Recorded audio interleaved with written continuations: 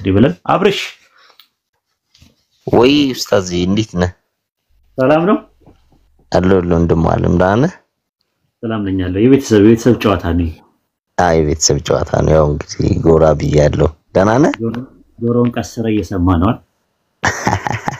በራሴ ያነጻጸርኩም እየሰማው ነው ከራሴ ጋር ያነጻጸርኩ ደህና ነህልኝ አለን አልሐምዱሊላህ ሁሉ ሰላም ነው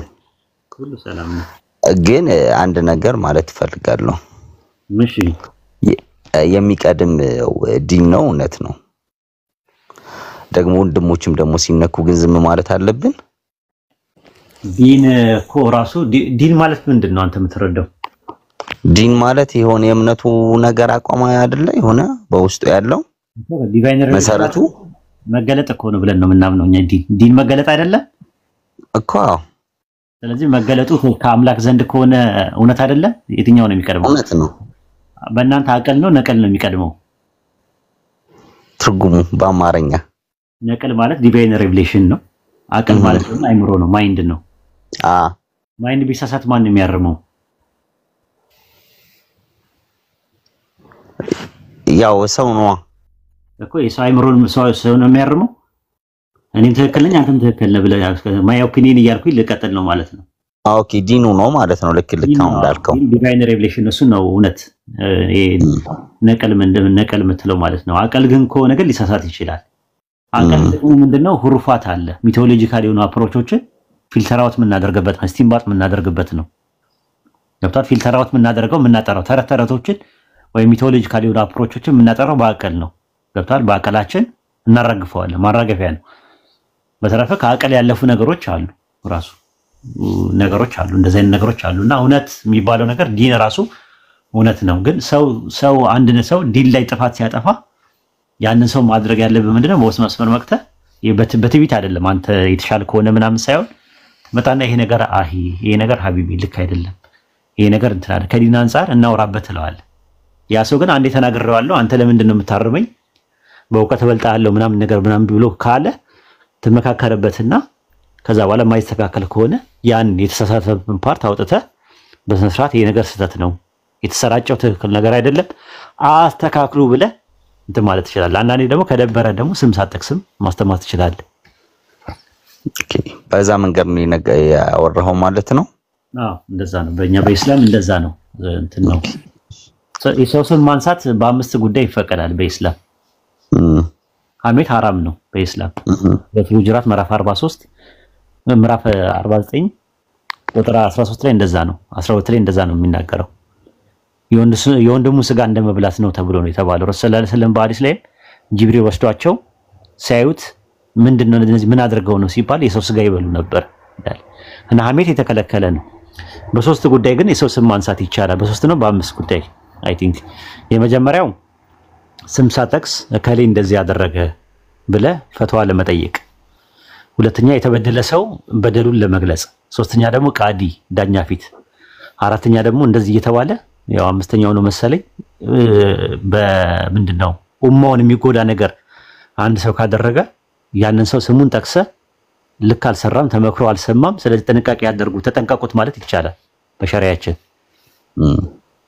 ይሄ ነው እንትናችን ትምህርታችን ማለት ነው እናንተ እንዴት ነው የምታደርጉት አሁን አንድ ሰው እያያችሁ ቢያጠፋና ሚዲያ ላይ ያሰራጨ ጸጥታላችሁ ማለት በሌለበት ይሄ ነገር ልክ አይደለም ብላችሁ አታስጠነቅቁም ምክክር አታረጉም ይሄ ልጅ ቢስተካከል ተካከረበት አትሉ ይባላል እንዴ ሰው ስም ማንሳት ነው ግን ሐሜት አይደለም አሁን እሱ አዎ ይባላል ስምም እየጠቀስኩ ልትናገር ትችላለህ ግን ደግሞ ለምሳሌ አሁን ትክክለኛው በሆነ ቦታ ላይና መስመር ላይ ሆኖ አሁን አንተ ባልከው በቃ ትክክለኛ ሆነውን እስልምና ዲን ያስተማር ያለን ሰው ደግሞ እሱን ደግሞ በሐሰት ለሚወነጅሉት ሰዎች ለነሱ ሰው መቆም አትችልም መናገር አትችልም አንዴ ሐራም ነው ሲጀመር ደሊል ሳይኖርኩ መናገር አትችልም ኖርማሊ ሐራም ነው ስማ እንደዛ ከሆነ ስም ማጥፋት ነው ወንጀልም ይፋቅ ነው በነሳ እንኳን አይመለስም እሱን ራሱ ይቅርታ ካልጠየቀው በስተቀር አላህ ዘንድ ተጠየቀበታል ምክንያቱም አንዳንዴ ለፖለቲካ ብለ አንተ ስለምጠላው ብቻ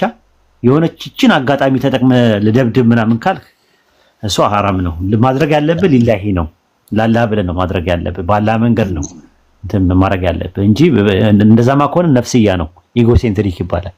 ኢጎሴንትሪክ በእስላም አይፈቀድም። ቴዎሴንትሪክ ነው ያለው። በእናንተ የትኛው ነው ያለው? ኢጎሴንትሪክ ነው ቴዎሴንትሪክ ነው ያለው? ምን ማለት ነው ሁለቱ? ኢጎሴንትሪክ ማለት በቃ ራስ ሰልፍ ሴንተርድ ነህ አንተ ራስን ነፍስያህን ብቻ ክብርያህን የምትጠብቅ ያንተን ክብር የምታስጠብቅ ለአንተ በቃ ለሰው ብለህ ደግሞ የምትጨነቅ ለሰው ብለህ የምትጨናነቅ ሰዎች እንዳይወቅሱና እንዳያሞግሱ ሰው እንዲያሞግስህና ሰው ደግሞ እንዳይወቅስህ እያልክ የምትሰራቸው ስራዎች ምን ይባላሉ? ኢጎሴንትሪክ ይባላሉ ማለት ነው። ቴዎሴንትሪክ ደግሞ ማለት ደግሞ ሊላይ ብለህ ነው የምትሰራው። የሰዎች ሙገሳም ወቀሳም ላንተ አይሞቅም፣ አይበርድም፣ አይጣፍጥም፣ አይመርህም። ቀጥታ ማለት ነው እንትን ያለው ማለት ነው። አይ ቲንክ ቴዎሴንትሪክ ክርስትና ውስጥም አለ። አዎ እሱ ነው።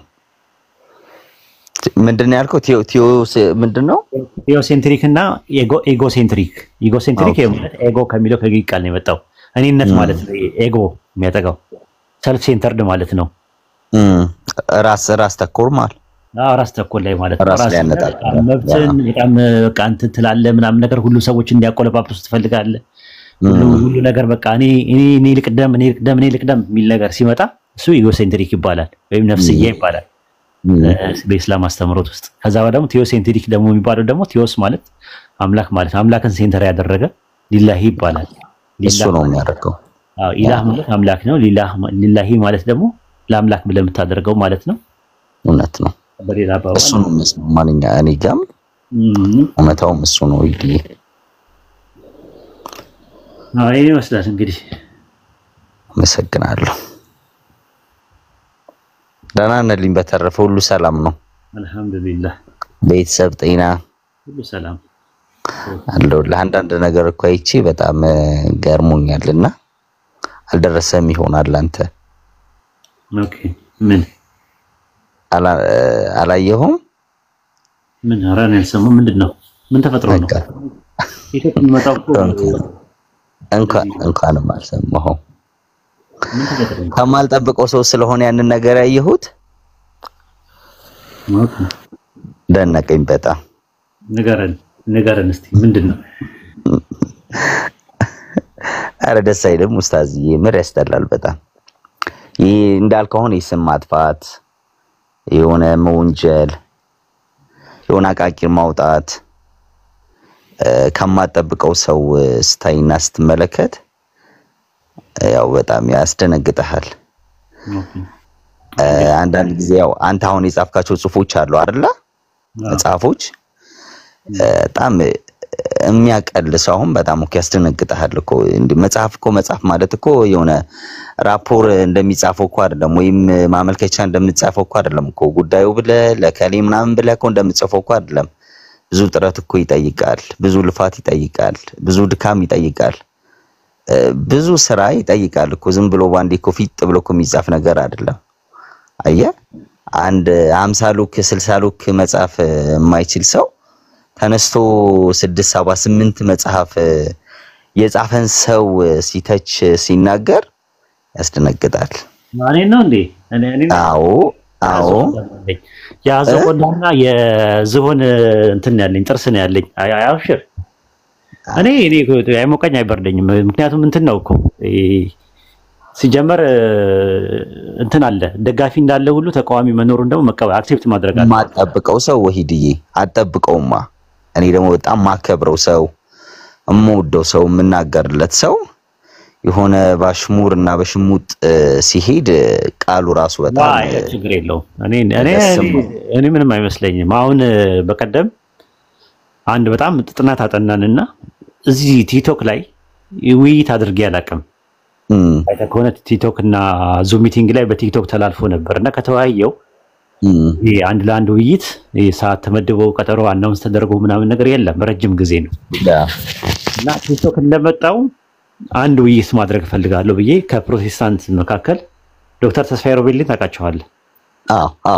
እሳቸው ጋር ዲቤት ማድረግ ፈልገንና እሳቸውን የውይይት ጥሪ ያቀረብኩኝ ምንም መልስ አልሰጡኝም። ምንም መልስ አልሰጡኝም። እኔ እሳቸውን የመረጥኩበት ምክንያት በጣም በእውቀትም በጣም አያል ናቸው፣ ስነ ስርዓት አላቸው፣ ረጋ ያሉ ሰው ናቸው ምናምን ነገር መራከባታቸው ጥሩ ነው ብዬ ሞከርኩኝ፣ ግን አልተሳካም። እስቲ ከኦርቶዶክስ ደግሞ አንድ ቀንም ኦርቶዶክሶችን እንትን አይልም ምናምን በሚል ተነሳና ማን ነው ረጋ ያለ የሰከነ ይሄ ዝም ብሎ ሞክድ የማይደራረግ ብሽሽቅ ውስጥ የማይገባ ማን አለ ምናምን በሚል ከዛ በኋላ መምህር በረከት አዝመራውን አሰብን ማለት ነው። ከዛ በኋላ አሰብንና ጨረስንና በቃ አይከሳቸው ጋር ውይይት ጥሪ እናድርግ ምናምን ብለን የሆነ አጋጣሚ ሳገኝ ያው እናገራለሁ ምናምን ብዬ ቤቴ አጋጣሚ በቀደም ጠራዋቸው የውይይት ጥሪ ብዬ ከዛ ሜሴንጀር ላይ ጽፎለታለሁ። ያው እንትን ላይ ቲክቶክ ምንድነው ፌስቡክ ላይ ፎሎ ስላረኳቸው ትምህርታቸውን እከታተላለሁ የሳቸውን። ከዛ በኋላ ጻፍኩላቸው አልመለሱም። እሳቸው ወይድም በዝና ነው ማቀው ነገር ግን ምን አይነት ነው ወይድን እስቲ ስለ ወይድ ንገሩኝ ብለው ሲሏቸው ባለጌ ነው፣ ጋጠ ወጥ ነው፣ ዕውቀት የለውም፣ የቲክቶክ መንደርተኛ በቃ ምን ያላላቸው ነገር አለ። ኦኬ በቃ አንቋሸሹኝ አልኩኝ። እስኪ በቃኝ ድረስ በደንብ አድርገው ነው ያጠቡ። እንዴት ደረሰ መረጃው አንተ ጋር? ኖ አይ ይመጣል እኮ እኛ ግሩፕ አለን። ከዛ አጣጥለው ነገሯቸው።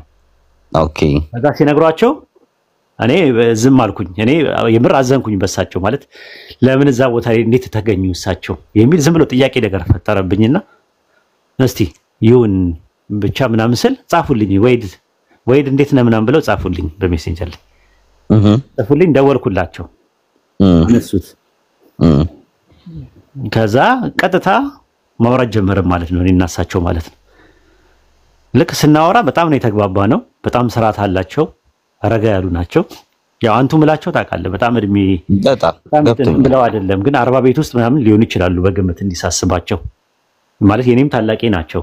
ግን አንቱ ምላቸው ከአክብሮት ከእውቀታቸው የተነሳ ነው እና በጣም መጽሐፍ ጽፈዋል። የጻፉት መጽሐፍ የልቦና ችሎት ይባላል። አንብቡትላችሁ። እኔ እንደውም ሪኮመንድ ማድረጋችሁ መጽሐፍ ነው። ወደ 400 ገጽ ምናምን ይደርሳል። እዛ መጽሐፍ ላይ ስለ እስልምናና ስለ ክርስትና ተዋዋሶ ብለው አሪፍ ነገር ጽፈዋል። ስተት አለበት ነግራቸዋለሁ። እኔም በስልክም ነግራቸዋለሁና ስተት አለበት። ለዛም ነው ውይይቱንም የፈለኩት። ተውሂድና ስላሴን ያነጻጸሩ ያቀረቡበት ነገር ልክ አይደለም፣ ስላሴ ቢብሊካል አይደለም የሚል ነው እኔ ሙግቴ ራስና። ስለዚህ በቃ ራሳችንን ሐሳብ ብንለዋወጥ ታሪክ እንሰራለን።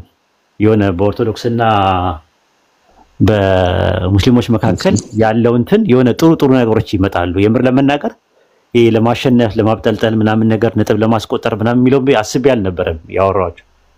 ከዛ አልኳቸው እንደዚህ ምናምን ስላቸው እሳቸውም ሌላም ሰው ጠይቀው ምናምን አውቀው ተረድተው በመጨረሻ ላይ 8 መጽሐፍ እንደጻፍኩኝ ሰሙ። አንዳንድ ነገሮችን ሲያውቁ እሳቸው ይቅርታ አሉኝ። ይቅርታ ለተፈጠረው ነገር ምናምን ሲሉኝ አደባባይ ላይ ግድ መውጣት የለበትም ምንም አብሽሩ አልኳቸው። እሳቸው አብሽሩ ምናምን ነገር ማለት ሶሪ ለተፈጠረው ነገር እንደዛ ሲያደርጉ ማለት ያው ደስተኛ እኔ ምንም ያልኩት ነገር የለም ጸጥ ብዬ ሳዳምጥ ነበር። ያው ሲያብጠለጥሉኝ ማለት ነው ሲያብጠለጥሉኝ ያው እነዛ ሰዎች ምንድነው ያው ይንቀናል ያው እንወያየው ነው። ምናልባትም እስቲ እንወያይ ምናምን ብዬ ብላቸው እርግጠኛ ነኝ ላይመጡላ ይችላሉ። ያው እንደማላገኛቸው ስለሚያውቁ ከዛ አንፃር ነው እንደዚህ አይነት ሰዎች የሚደነፉት ማለት ነው። እኔ ደግሞ ድንፋታም ሰው ዝም ብሎ የሚጮህ ነገር ሁሉ ቦምብ አይደለም ብዬ አስባለሁ። አንዳንዴም ቆርቆሮ የሚጮሃል ብዬ ስለማስብ ንቄ የምተዋቸው ሰዎች ናቸው እንደ አይነት ነገሮች ማለት ነውና ላጫቸውና ቅርሻታቸውን ይጥረጉ መጀመሪያ ስለምላቸው እንደ ስድብ ነው የሚያዩት። የሰሩትን አዲስ ዓለም ላይ ሰምተሃል አይተሃል የሚያደርጉትን ነገር ምናምን ነገርና የሚደባሪዎች ናቸው። በቃ የሆነ እንደ የሃይማኖት ሰዎች አይመስሉኝም እኔ ራሴ ማለት ነው። ለእንትንም ለስብዕናም ራሱ የሚመጥኑ አይደለም። እና ነገርኳቸው ያለውን ነገር ሁላ ነገርኳቸው። አዲስ ዓለም ላይ ምን እንደተደረገ የነበረውን ነገር ምናምን ነገር አልሰማውም አሉኝ። በጣም አዘኑባቸው ማለት ነው። እና መጨረሻ ላይ ያሉኝ ምንድነው ስላሴ ከባድ ኮንሴፕት ነው፣ ከበድ ያለ አርዕስት ነው፣ ሞር ፊሎሶፊካል ነው። ስለዚህ ነገረ ክርስቶስ ላይ ወይም ነገረ ድህነት ላይ ብንወያይ አመርቂ ነው አሉኝ። ስላቸው ችግር የለውም አልኳቸው። የትኛውም እንትን ላይ ግን እንዳልኩ እኔ መጽሐፌን የጻፍኩት ቆይቻለሁ። እንትኑ ምንድነው አርጊመንቱን ማወቅ ፈልገዋል የኛና ነገረ ድህነት በእስላም ላይ ያለውን የመጽሐፌን ማንበብ እንደሚፈልጉ ነገሩኝ። በቃ ማንበቤን እንትን አለ። ሲመቻቸው ኮንታክት ያደርጉኛል። እኛም በሰላም ነው የተለያየ ነው አልኳቸውና ብታይ ያሉኝ ምንድነው የሆነ ነገር ላይ ያደርጉት ነው ምናምን ብላ ሲላቸው ነበር እሳቸውን ሲያስፈራሯቸው። እጄ ረጅም እንደሆነ ምናምን አደገኛ ሰው እንደሆንኩኝ ጠልፌ ለመጣል እንደሆነ ምናምን እኔ ሲጀምር ውይይቱን መቅረት ይችላል አልኳቸው ለሳቸው። ግን እንደዚህ አይነት ስብዕና መጠራም ሰው አይደለሁም። ተከባብሮ ጥሩ ጊዜ ይኖረው ሁሉም ሰው ትምህርት የሚያገኝበት መድረክ እንዲኖር ነበር እንፈልገው የነበረው። አይ ከተባለ ደግሞ ውይይቱ ይቀራታል እንጂ ምንድነው ሰው ማስቀየም አልፈልግም ምናምን አልኳቸው። አረ ችግር የለውም ምናምን ብለን እኛ በሰላም ነው ያለን። ኮንታክት አለኝ ይብላል እነሱ። ዋው ደስ ይላል። እኔም እኮ የጥሪ ያቀረብክበትንም ድምጽ ያው ሰምቼዋለሁ። ምንም የኮንካን እኮ አይገኝበትም። ረጋ ብለህ ቀስ ብለህ ነው እንግዲህ በሚጣፍጥ ቃል ጥሪህን ያቀረብከው። ያው እታች መንደር ያው ጫጭቶቹ ጋር ነው እንጂ ትንሽ ረብሻና ሁከት ብጥብጥ ግጭት የተፈጠረው በሁለታችሁ መካከል ያለው ነገር ሰላም ነው። ግን አንዳንድ ጊዜ ምን መሰለ እንዳልከው ቆርቆሮ ሁሉ ስለጮህ ላደነግጥ ትችላለህ። ግን ማጠብቀው ነገር እንደዚህ ይሆናል ብለህ ማጠብቀው ሰው በጣም ምታመሰግነው ምታደንቀው ሰው ወርዶብህ ዝቅ ብሎብህ አንሶብህ በጣም ታች ሆኖ ስታየው በጣም ትደነግጣለህ። በቃ ቃሉ ራሱ በጣም የሚያስጠላ የሆነ ያለው በቃ አሽሙሩ ያለው ሾርኔ ያለው በቃ የሆነ ነገር ሁሉ በጣም የሚያስጠላ ነገር ነው። በዛ ላይ ደግሞ አጫፋሪዎች አሉ፣ በዛ ላይ አጨብጫቢዎች አሉ፣ በዛ ላይ በጣም አራጋቢዎች አሉ ስታያቸው ማለት ነው። እና አንተን ግን ያው ጥሩ አርጋሃል፣ አሪፍ ነው። አንዳንድ ጊዜ ዝም ብሎ ማለፍ ጸጥ ብሎ ማለፍ ትልቅ ነገር ነውና እግዚአብሔር ይርዳክ ያብዛልህ ይህንን ጸጋ መቻሉን። Thank you። አይ እንትኑ ለእውነት በጣም ከልቤ ነው የምነግርህ። አፕሪሺየት ሳላረግ አላልፍም። ቴንክ ዩ እናመሰግናለን። ያለው ነገር ያ ነው እንጂ እኔ የምልህ ሌላ ቦታ ለሚወራው ነገር ኃላፊነትም አልወስድም ማለት ነው። ይሄኛው የእሳቸውን የሚመለከት ነገር ስለሆነ ሰዎች ያመጡልኝ ለዛ ነው። እንደዚህ ሲያብጠለጥሉ የነበሩትን ሰዎች ምን ያህል ባለጌዎች እንደሆኑ ምናምን ነገር ነው እንትን የተባለው ማለት ነው። ይሄን ይመስላል። ቴሌግራም ላይም ኦዲዮ አስቀምጫለሁ የነበረን ቆይታ ምን እንደነበረ የሚያሳይ ከሳቸው ጋር እንትን ብያለሁ። ምክንያቱም ምን ያልቀደዋቸውም ራሱ ለምን ዲሲፕሊን አይደለም። አንድ ሰው ስትቀዳው መጀመሪያ መጠየቅ አለብህ። ለቀዳውት ነው ምናምን ነገር ብላቸውም ደግሞ ፈቃደኛ ላይሆን ይችላል። ፖለቲካ ነው። እኔ ፖለቲካ ደግሞ አስጠልቶኛል። እኔ ዝም ብሎ ፖለቲካ ሰዎች የሚሰሩት አንድ ሰው አምኖ ነው በውስጥ የሚያወራ። በውስጥ ያወራውን ነገር መቅዳትም አደባባይ ላይ መዘርገፍም አስፈላጊ አይደለምና እኔ ያልቀደዋቸውም እንትንም አይደለም። ስብዕናዬም እንደዛ አይፈቅድልኝም። እና ጥሩ ሰዎች አሉ። ኢንሻአላህ አንድ ቀን ደግሞ ጥሩ ሰዎች ሲመጡ ጥሩ ውይይት እናደርጋለን ብለን እናምናለን። እንደገና ደግሞ ምናልባትም እንደዚህ ሆኖ ምን ላይ ቀጥል ይችላል ምልህ የሆነ ኃላፊነትም ብዙ እየበዛበት ሲመጣ የቤተሰብ ኃላፊ ስትሆን ልጅ እየበዛ ሲመጣ ምናምን እንደ ድሮ ላትሆን ትችላለህ። ለዚህ ወደ መድረኩ ላትመጣም ትችላለህ። የሆነ ሳል ላይ ነው የምንጠቀመው። ግን ስንጠቀም ተከባብረን የሆነ መሰረት ጥለን ብንሄድ ብዬ አስብ ነበረ። በክርስትናው ላይ ምስልምና ላይ ጥሩ የሆነ ዲስከሽን ቢኖር መከባበሩ ቢኖር በሽሽቁ አይተህ ከሆነ በኮስት የሚወያዩ ሰዎችን ስታያቸው መልስ የለህም ምናምን ተጣጣው ነው የሚለያዩት። መጨረሻ ላይ መልስ የለህም እኮ የለም በቃ ቀጣይ ጥያቄ ይላል። በቃ ሲጣደፉ ነው የምታየው። ምንድነው ይሄ መንፈሳዊ ነገር ነው ወይ ማለት ምንድነው ዓላማው ምንድነው ትላለህ። አንዳንዴ ማን ነው የሚማረው ከዛ? አብዛኛውን በኮስት ውይይቱ ጭቅጭቅ ነው አይተህ ከሆነ ሲወያዩ ማለት ነው። እና ምንድነው የሚማሩት ማለት ታች ያለው ይማራል፣ ራሳቸው ሲማራሉ ደስተኛ ናቸው ግን ምናምን ትላለህ። እና እኛ ደግሞ ያሰብነው የነበረው እንደዛ ነበር። አንድ ከኦርቶዶክስ መምህር አረጋ ነው ምናምን ይባላል የሳቸው ጓደኛ አለ። እሱ አንደኛ አዋይ ከኛ ደግሞ ጋዜጠኛ አብደረሂም አለ። ሁለት ለአራት ኮስት ገብተን ሁለት አወያዮች ይኖራሉ። ቆንጆ ጊዜ መስመር ስንስት እነሱ ያርሙናል፣ ተውይሉናል። ህዝብ ደግሞ ታዳሚ ያለ ምናምን። ይሄ ግን ዝም ብለህ አንተና እሱ ብቻ የምታወራው ከሆነ የሆነ ሰዓት ላይ ወይ ሰዓት በሰዓት ትጣላለህ ምናምን ነገር የህፃን ልጅ ጨዋታ ሆኖ ነው የሚያልፈው። ያን ፓርት ነው ደግሞ እኛ ደግሞ ምንድነው ተረጋግቶ ማውራት ከተቻለ እርግጠኛ ነኝ ሳይኮሎጂው የእስልምና ሳይኮሎጂው በጣም ኃይለኛ ነው። አይችሉትም ራሱ ኖርማል ማለት ነው። ዝም ብሎ አንድ ሰው ስለ ተውሂድ ዝም ብሎ ቢያወራ፣ አንድ ሰው ስለ ስላሴ ዝም ብሎ ቢያወራ ታች ያለው አዳማጭ የሚፈርደው ወደ ተውሂድ ነው የሚፈርደው ዝም ብለህ ስትመለከተው ማለት ነው። ለምን ስላሴ በጣም ኮምፕሊኬትድ ነው። ተውሂድ ደግሞ የሰው አእምሮ ኦፕሬት ማድረግ በሚችልበት ፈንክሽን ማድረግ በሚችልበት ፕሮሰስ ማድረግ በሚችልበት መልኩ ቁርአንና ሐዲስ ላይ የመጡ ነገሮች በቃ ሲምፕሊ ከተፈጥሮ ጋር የተገናኙ ነገሮች ናቸው። ያኛው ሞር ፊሎሶፊካል ነው። ለዛም ነው ሰዎች ስላሴ ላይ መወያየቱን የማይፈልጉት አብዛኛውን ሰዎች ማለት ነውና በሳይኮሎጂም በሎጂክም የበለጠ ነገር እንዳለን ያውቃሉ። ለዛ ነው በስነ ስርዓት መወያየት የማይችሉት እኛ ቤት መጥተው በስነ ስርዓት የማይጠይቁት ማለት ነው። የሆነ አንዳንዴ ማለት ግለው ይመጣሉ የሆነ ሳለ ማለት ነው። ይዋጣልን ይለዋል። ተፈራኛለህ ይላል የማታውቀው ሰው ማለት ነው። ባለፈው አንዱ መጥቶ ምን አለኝ፣ እኔ እኮ በጣም ነው የምትፈራኛለህ መጥቶ እኔ እኮ አላውቀውም እኮ ለመጀመሪያ ጊዜ ነውና ምንድነው ምናምን ስላቸው አረኛማ አናውቀውም አሉኝ። ምን እውቀት አለው አልኳቸው። እንጃ በቃ መጥቶ ተፈራኛለህ እኮ ምናምን ስለምትፈራኝ ነው እኮ ምናምን አለኝ።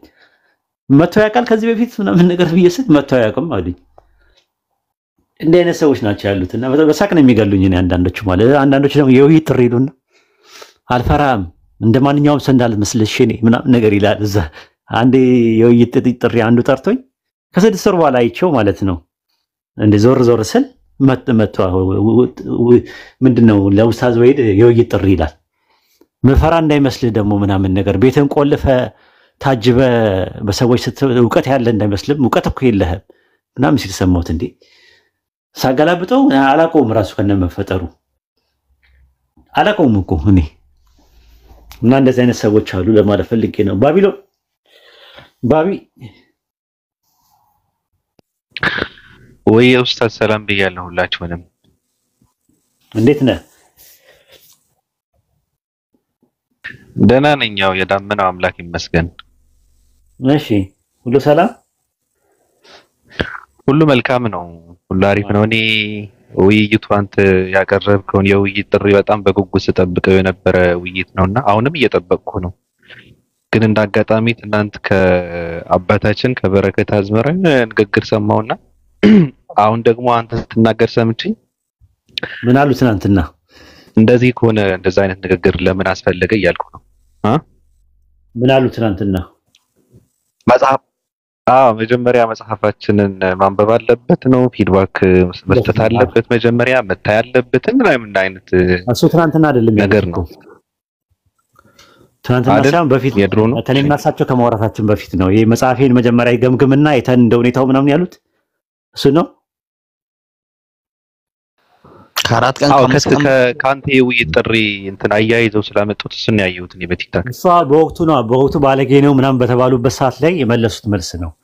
መጽሐፌን ይኸውና መጽሐፌ ላይ በሚሰጠው ሪቪው አይቼ ሁኔታውን አይቼ ወደ ውይይት እመጣለሁ። መጀመሪያ እስቲ መጽሐፉን ይታቸው። ምክንያቱም እሳቸው እንደውም ውስጥ ያሉኝ እንደውም ምንድነው እንዴ አንድ ሙስሊም እንኳን ከጻፍኩት መጽሐፉን 4 ዓመት ወይ 4 ዓመት ነው 5 ዓመት ይሆነኛል አሉ። አንድ ሙስሊም እንኳን በስነ ስርዓት አላነበበው ማንበቡ አልተቸውም እና የመጀመሪያ ተቺው አንተ ነህ አሉኝ። እኔ መጽሐፋቸውን በደንብ ነው ያነበብኩት ሙሉን። በዛ ላይ ነው በመጽሐፋቸውም ላይ ነው መነጋገር የፈለኩት ያለውን ነገር ማለት ነውና እንደዛ ብለው አፕሪሺየት አድርገው ምናምን ነገር ነው እንትን ያሉት። መጽሐፍ ማንበብ ራሱ በጣም የሚገርም ነው። አንድ ሰው እንኳን ከሙስሊም አይደለም ተቸውት አነበብኩት ያለኝ ሰው አልነበረም እና ለመጀመሪያ ጊዜ ነው የሰማሁት አሉ እሳቸው ማለት ነው በእንትን ያሉት ማለት ነው። አይ ቲንክ እኛ ተግባብተናል። ቴሌግራሜንም ሰጥቻቸዋለሁ የኔን እንዲያዩት አንዳንድ ነገር ጽሁፎችን ምናምን ነገር እንዲያዩት ምናምን ነገር ተብያቸዋለሁ። ማለት ኦዲዮን ያስቀመጥኩትን ኦዲዮ ኦልሬዲ እሳቸውም ሰምተውታል። ለምሳሌ ይቅርታ ጠየቁ ብዬ ስናገር ፈጥሬ አይደለም ማለት ዝም ብዬ አይደለም። ራሱ እሳቸው ይቅርታ ለተፈጠረው ነገር ምናምን ነገር ብለው በጣም ጨዋ ናቸው። እንደምታስቧቸው አይደሉም። ጥሩ ሁኔታ ነው እኔ እንትን ያለው ጥሩ እድል ነው የማውራት እድሉን በማግኘታችን ተከባብረን ነው የተለያየን።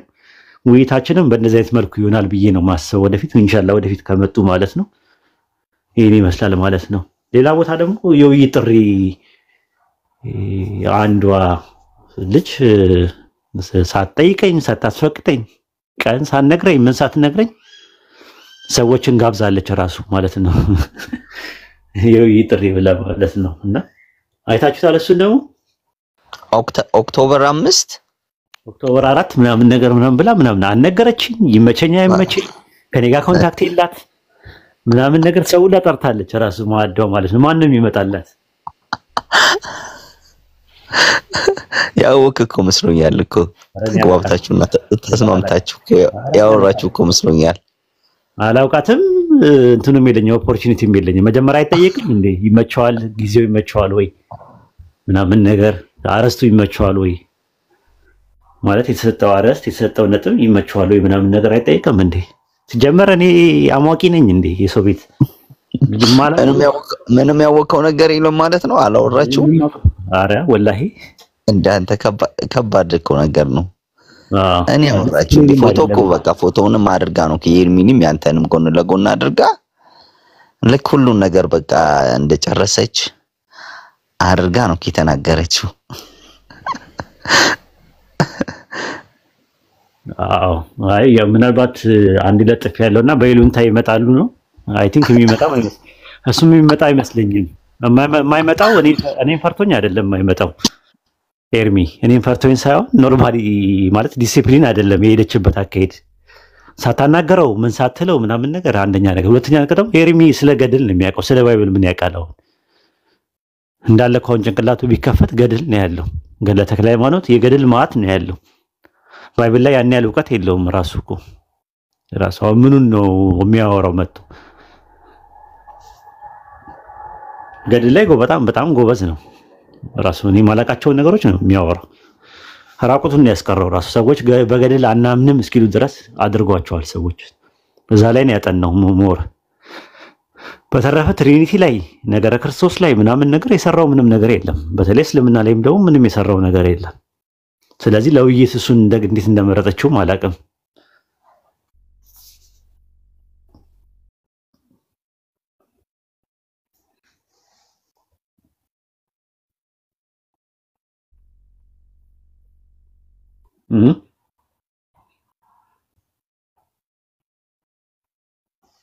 ቹዋሉ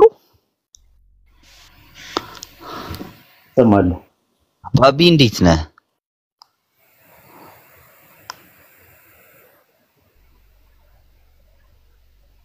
አልተመቸውም መሰለኝ። ኡስታዝ እና ኡስታዝ በርታል። ኦኬ ጀማልሽ ሰላም ነው ኡስታዝ? እንዴት ነህ? ሰላም ነው? ደህና ነኝ። እንደምን አለ? እንኳን ደህና መጣ። እንኳን ደህና ቆየኸኝ። ሰላም ነው? ሰላም ብያለሁ። እኔ እኮ እስካሁን አንተ ሙስሊም ትመስለኝ ነበር እኮ። የሚገርምህ በጣም ከኛ ካለ ስርዓት አንፃር ቅርብ ጊዜ ነው ያወቅኩት። ምርጥ ሰው ነህ። አመሰግናለሁ በጣም። ኦኬ አብርሃም የሚለውን ስም አንብብ። ሙስሊም መስይህ ነበር በፊት? አብረሽ እኔ ጋር አውርተሃል እንዴ ባቢ እያልኩ አይደል እንደ አጠገብህ ተቀምጬ ምን አለበት? ሰላም ከማ ጋር ተቋርጦ ነበር። ይቅርታ ድምጽ ጠፍቶ ነበር። እኔ ጋር ሰላም ነበር። ነገ እንግዲህ ሰላም ብያለሁ። አሎ ለባቢ ይሰማል? ይሰማል። ለምን አንተ ራሱ ግን ለምን አንዳንድ ጥያቄዎችን አትጠይቅም? አሁን ጊዜው አይደለማ። 7 ሰዓት ከሆነ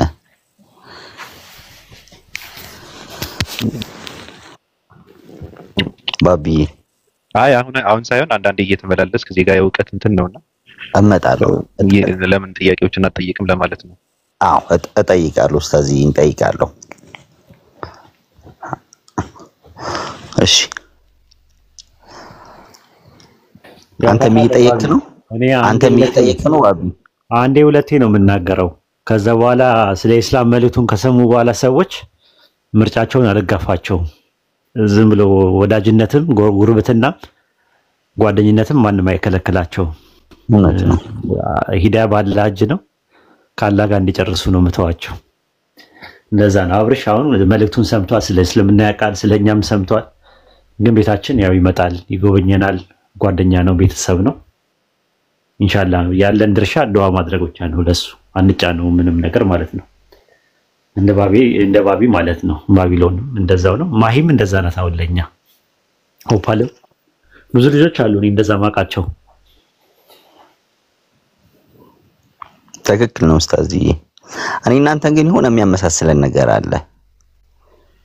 መልካችን ጢቆ አረ የሆነ ባህሪያችን መልካችንማ ያመሳስለንም። እኔ በጣም ቀይ ነኝ በጣም እኔ ደግሞ በጣም ጥቁር ነኝ። እሺ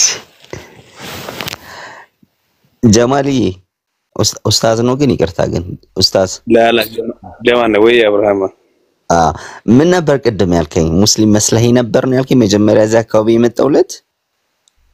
አይ ማለት ብዙ ጊዜ እንደዚህ ላይቭም ላይ ስታወራን ባለው ነገር ከሙስሊም ወንድሞቻችን ጋር ከኡስታዞቻችን ጋር አንዳንዴ ስታወራ በሰላምታ ነበር መስመስለኝ። ከዛ አንፃር ነው። ኦኬ ገባኝ።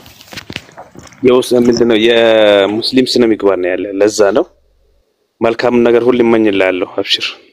አመሰግናለሁ። እሺ ጀማል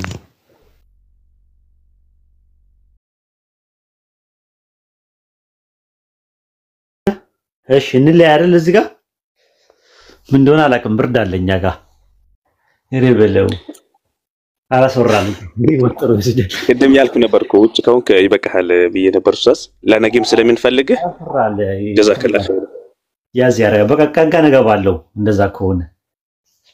ኦኬ ውጭ ሆነ ነው ያወራ ያለው ኡስታዝዬ? በረንዳ ላይ ነው ያለሁት ግን በጣም ይበርዳልና አላስወራልኝ ያንቀጠቀጠኛል። ብርድ አለ በጣም እሱ ጋር አየሩ ደህና አይደለም። አዎ ያው እንትን ገባ አይደል ወደ ኦልሞስት ወደ ዊንተር እየመጣ ነው። ዊንተር እየመጣ ነው። በዛ ላይ ለዛ ነው በቃ አረፍ በል በቃ ግባና እሺ። ፀሐይም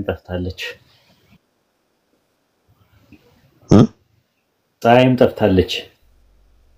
አዎ አረፍ በል ፋሽ ነው በቃ ባቢ እዚህ ጋር። እሺ ኡስታዝዬ እሺ ቻው በቃ ጀማልዬ ደህና ደር እሺ። ስለ ነገር አለ ባቢሎን እሺ አብራ እሺ ባቢ እስቲ አውራ ባቢ አለ ባቢ። እኔ ምንም ብለው ነገር የለም። ያው ውይይቱን እንትን እየጠበቁ ነው። እሱን ነው ባቢ ግን ጧት እየጠበቁ ያሉት። ጧት ነው የምታወራው። ማታ ላይ ብዙም አይደለም በእኛ። ኧረ ማታ ማወራለሁ። ሁሌ ማወራለሁ። ካወራኝ አወራለሁ። አይ ዛሬ ቀዝቀዝ ብለሃል። ባቢሎን እኮ ታውቃለህ በቃ በዩቲዩብ ላይ ነው አንዳንዴ ስራ እየሰራው ማዳመጥ ዩቲዩብ ላይ። ምክንያቱም እሱ ባለበት ሰዓት ላይ አይ ቲንክ ሌሊት ማን ነው የሱ ወይ ማታ ምናምን እረፍት በሚሆንበት ሰዓት ላይ እኔ ደንበኛ ስራ ላይ ነኝ ያለሁት። ኦፍ ላይ ከሆንኩኝ ምናልባት አንዳንዴ ልንገጣጣም እንችላለን እኔ ቤት ከፍቼ ምናምን፣ ግን አብዛኛውን የሱን እንትን መሰማቸው ስራ ላይ ሆኜ ነው ወይ የነዳው ምናምን ነገር እሰማዋለሁ ማለት ነው የሚያወራው ማለት ነው። ደግሞ በጣም ብዙ ቁጥር ነው ያለው ደግሞ ማሻአላ አንድ ሺህ ሰው ምናምን ያሳያል አንዳንድ ዩቲዩብ ላይ ሲለቁት 1000 ሰው 1200 800 900 ምናምን ብዙ እንትን አለው እንትን አለው።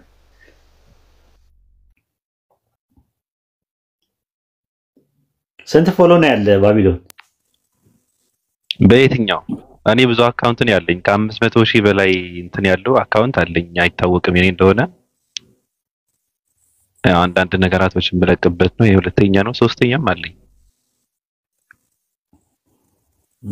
ግን ሰው ነህ ግን ከኛ ወገን ነህ? አረ አንዳንድ ሰዎች እኮ ያስፈራሉ። አይ እኔ ያልኩት እኮ ምክንያት አለኝ እኮ አርቲፊሻል ኢንተለጀንስ አለ። አሁን ጀለስ አለኝ እኔ አርቲፊሻል ኢንተለጀንስ የሆነ ኤአይ። አዎ እሱ በእናንተ ልክ ነው የተሰራው። እሱ የእናንተ ነው እኮ እናንተን የሚገልጽ ነው እሱ ኤአይ። ምናልባት ለቆ ከሆነ ብዬ ነው እኮ ግራ እያጋባህን እንዳይሆን። አይ እኛን ተወንና እኛ በምን አቅማችን ግን አማኝ ለቆ እንዳይሆን ግን በአንተ ጠረጥራለሁ እኔ እምነት ያለው።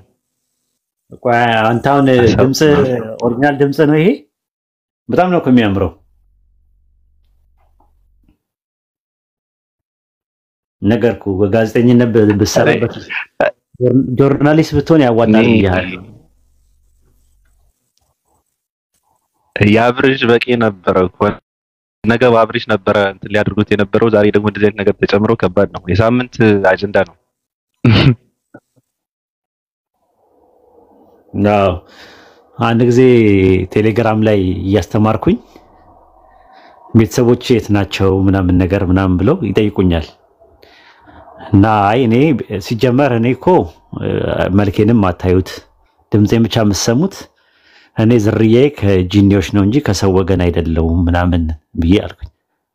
ለአንዱ አድሚኑ አንዷ መታ እኔ እኮ ጠርጥር ያለው ይህን ሰውዬ አለች። ይሄ ልጅ ጠረጥሯል በፊትም ጀምሮ በቃ የሰው አይነት አይመስለኝም ነበረ የሆነ ነገርማ አለው አለች። እኔ እኮ በቃ ጠርጥሬ ነበረ በቃ እኮ ካፌ ሲያመልጠኝ አሁን ከራሱ አንደበት ነው የሰማሁት። ንቀል ነው ስትባል ቀል አይደለም አለች።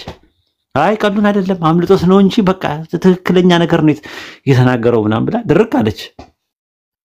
ዛራን ነበር እንደውም መታ ያናገረቻት ይሄ እንትን አይደለም ምናምን ነገር ስትላት ነበርና አንዳንዴ እንደዚህ አይነት ነገር ሲቀለድ የምር እንዳይመስላችሁ ለማለት ፈልጌ ነው። ባቢሎንን ለማለት የፈለኩት ብዙ አካውንት አለኝ ስላለና ድምፁ ለየት ያለ ድምጽ ነው ለማለት ፈልጌ ነው።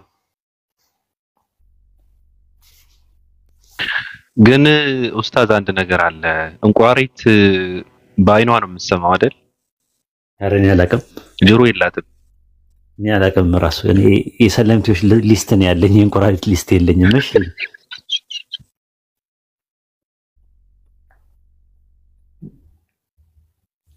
አይ እንደዛ አይነት ሰውም አለ አንዳንድ አሁን እየበዛ ነው። ከአንገት በላይ አፍ የሆነ ሰው ከአንገት በላይ አፍ እንደ እንቁራሪት በአይናቸው የሚሰሙ ሰዎች አሉ እንደ እንቁራሪትና ምን ማለት እነሱ ያውቁታል። እነሱ ብቻ ነው የሚረዷት። እኔ ውስጥ ወራይ ንግግር ነው ብዙ አይገባኝም። ራሱ በፈሊጥ ሳይሆን በፍልጥ ነው የሚገባኝ። እስቲ ድገምልኝ ምን ማለት ነው? ምን ለማለት ፈልገህ ነው? እና በፍልጥ ታዲያ ጎጃም በረሃ መግባት የለብንም። ፍልጥ እንትን ነው።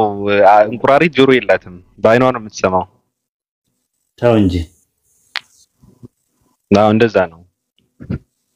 እሺ ታዲያ ከምን ጋር ገናኝተው ነው አሁን እሱን ያመጣው? እኔ ውስጥ ወራ ንግግር አይገባኝም። እስቲ ንገረኝ።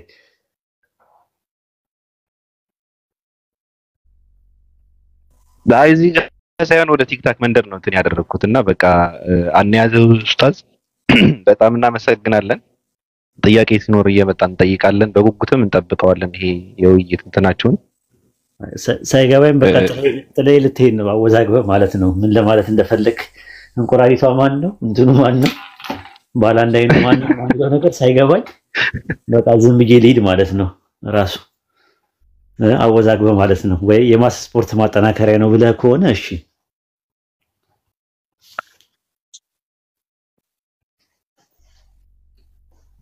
ያኔ ተወኝ። ከዚህ በላይ ማውራት አልፈልግም። ማውራበትና ፌን የምከፍትበት ቦታ ለይቼ የማቅሰው ነኝ። ተወኝ። መልካም ፍሪ እንትን ነው ስፔስ ምንድነው? ፍሪ እንትን ነው ራሱ ስፔስ ነው እኮ በጣም ጥሩ ነው። ቦታችን ራሱ እንጃ እኛ ቤት ሰዎች እንትን እንዲሆኑ ነው የምንፈልገው። በነፃነት እንዲያወሩ ምናምን ደስ ይለኛል። ራሱ ብዙ ሳይፈሩ ሳይሳቀቁ ጥያቄ እንዲጠይቁ እንዲመማሩ ምናምን አንዳንዴ ፈንም ጥሩ ነው። የራሱ ላይ ማል ላይ ጣል ማድረግ ጥሩ ነው። ሁሉ ጊዜ ሪጂድ ኮንክ ጥሩ አይመስለኝም። ፍሌክሲብል መሆን ጥሩ ነው እና ሰዎች ደግሞ ይረዳሉ። አውልክ ነህ ግን ቀጥል። አዎ ባጭሩ እኔ ማውራት ስለቻልኩ ሳይሆን ማውራት ስላለብኝ ማውራት አለብኝ ብዬ ስለማምን ነው እንጂ ማውራት እንደሚቻልም አውቃለሁ።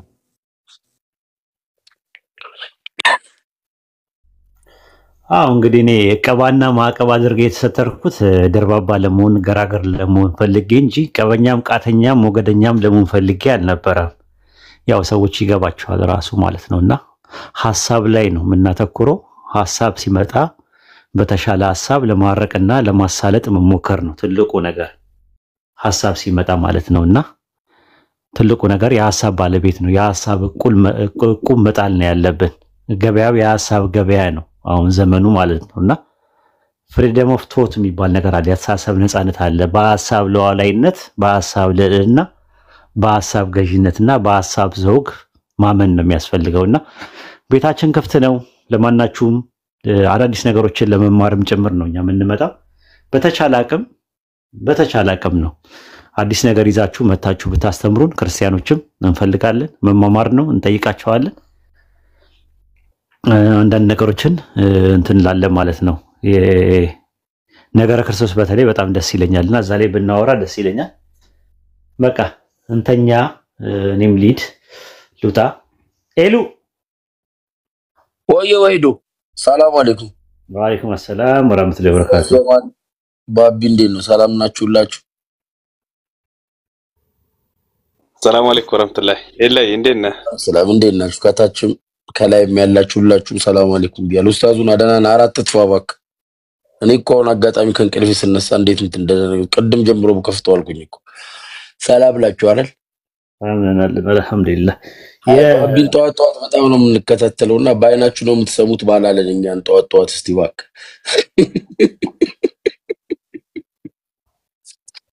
ተዋደጃው በጣም ነው ትልብሎ እስቲ ለሁላችንም ፈጣሪ ይጠብቃል አሜን ባይዘው ሰው አክባሪና ጥሩ ልጅ ነው ኡስታዝ በጣም ነው እንትን ምን ለውና ሰው ወደ ራሱ መንገድ እንዲገባ ብዙ ነው ጥረት የሚያደርገው ሰው ግን ያው ሰው የጠላ ሃይማኖት የጠላ ምናምን አስመስሎ ነው የሚወስደውና ብዙ ሰው ያው ወደ ራሱ እንዲመለስና ራሱ እንዲያይ ነው ያው ብዙ ጊዜ የሚገፋፋውና በዛ በጣም ነው የሚመቸኝና ለዛ ነው ሁላችንም አላህ ይጠብቀን አንተንም አላህ ይጠብቅህ እንግዲህ አሜን እንወዳለን እናከብራለን በቃ ቻው ተኛ በቃ እንግዲህ በቃ ማሂ ባለቀ ሰዓት ነው የመጣችው ቀደም እኮ ስጠራሽ አሰሚ ማሂ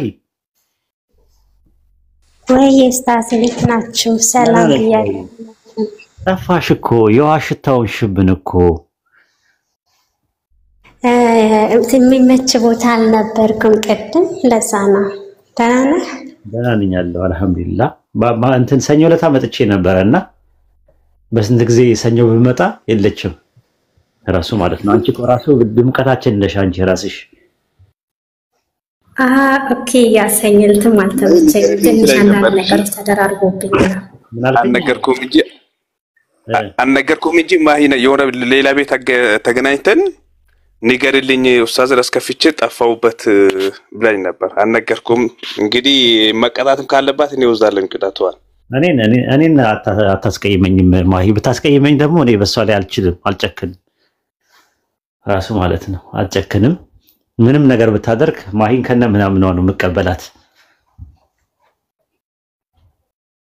ዝም በያቸው አረታው ግን አይተምረኮ ነው ነገር እኔ እኮ ነገርሻለሁ እኮ እኔ እዚህ ቤት ማመጣሽ እንድሰልሚ ብቻ አይደለም በሰልሚ ደስ ይለኛል ነፍስሽን ራስሽ ነው የሰለመ ሰው ጥቅሙ ለራሱ ነው ያልሰለመው ሰው ደግሞ ኩፍሩ ደግሞ ጉዳቱ ለራሱ ነው ስለዚህ ጥቅምና ጉዳቱ አንቺ ጋር ነው ያለው ቢያንስ እኔ ምናልባት ፕሪቪሌጅ አገኝበት ይሆናል አጀር ካለ ዘንድ አገኝበት ይሆናል በተረፈ ደግሞ ስብና ሰው የጋራ ሴት ብዙ እኮ የጋራ ሴት አለን ሰው መሆን የጋራ ሴት ነው ኢትዮጵያዊነት የጋራ ሴት ነው ጎረቤትም ጥሩ ቡና አጣጨም ልትሆኚ ትችያለሽ ወደፊት ስለዚህ ሰው በስብናው መከበር አለበት ሐሳቡ መከበር አለበት እምነቱ መከበር አለበት እንደዛ ነው የትም ቦታ ብትሄጂ የትም ቦታ ብትሆይ ያንቺ ምርጫሽ ነው በምርጫሽ ነው እኔ ጋር የምትመጪው ተገደሽ አይደለም እከሌ እዚህ ቤት እዛ ቤት ግቢ ምናምን ብሎሽ አይደለም አንቺ ነሽ የምትወስኚው የሐሳብ ባለቤቱ አንቺ ነሽ አንቺ ሙሉ ሰው አላህ አድርጎ ፈጥሮሻል ማለት ነው ማሂን የሚመስል አላህ ከዚህ በፊት አልፈጠረም ወደፊትም አይፈጥርም ማሂ ነው ስፔሻሊ ዩኒክ አድርጎ ነው የፈጠራት ልዩ አድርጎ ነው የፈጠራት እያንዳንዱ ሰው ልዩ አድርጎ ነው አላህ የሚፈጥረው የራሱ ውበት አለ የራሱ ሆናልና እኔ ልጫንብህ እኔ ማስበው እኔ ላስብልህ እኔ እንትን ልበልልህ አይባልም አንቺ ራስሽ ሙሉ አስተሳሰባለሽ የራስሽ አመለካከት አለሽ በዛ መንገድ ነው የምትሄጂው ማለት ነውና ከዛ ውሳኔው ደግሞ ያንቺ ነው እኛ የምንሰጠው ሐሳብ ነው የምንሰጠው ሐሳብ ነው ያገናኘን የሐሳብ ዕቁብ እንጥላለን ይደርሰናል አብሮ እኩል ይሄንን ነው ለማለት የምንፈልገው ራስሽን ጠብቂ ምን ጠግባለች ይላሉ ከስር የታበላቻችሁን የታብልታችኋቸው ምን አብልታችኋት ነው ጠግባለች የምትሉት ስርዓት ያዙ በጣም መሰግናለሁ ኡስታዝ ቴንኪው ልክ ነህ እኔ በበኩሌ ብዙ ተጠቀምኩበት መቼም ባለውለታዬ ምናክላኔ በጣም ነው የማመሰግነው። በነፃነት መጥቼ ሐሳቤን እንድገልጽ ብዙ ጊዜ ስለምታደርገኝ ምንም የሚያስገድደኝ ነገር የለምና ብቻ በጣም ደስተኛ ነኝ። አመሰግናለሁኝ። በቃ ይሄን ይመስላል። ያው አንቺ ስለመጣሽ ነው የቆየሁት። እኔ እወጣለሁ ብዬ ነበረ። ይኸውልህ እንግዲህ ልበተናችሁ ነው። መልካም ጊዜ። እመጣለሁ ወይ ነገ እመጣለሁ ወይ ምንድነው ነገ ሐሙስ ነው ወይ ዓርብ እመጣለሁ ወይ ቅዳሜ እመጣለሁ። ቅዳሜ እንኳን ቅዳሜ ነው አልችልም። ኢንሻአላህ በቃ አላህ ካገራልኝ ሲመቸኝ ብቅ እላለሁ። እሺ መልካም ጊዜ ይሁንላችሁ። እሺ መልካም።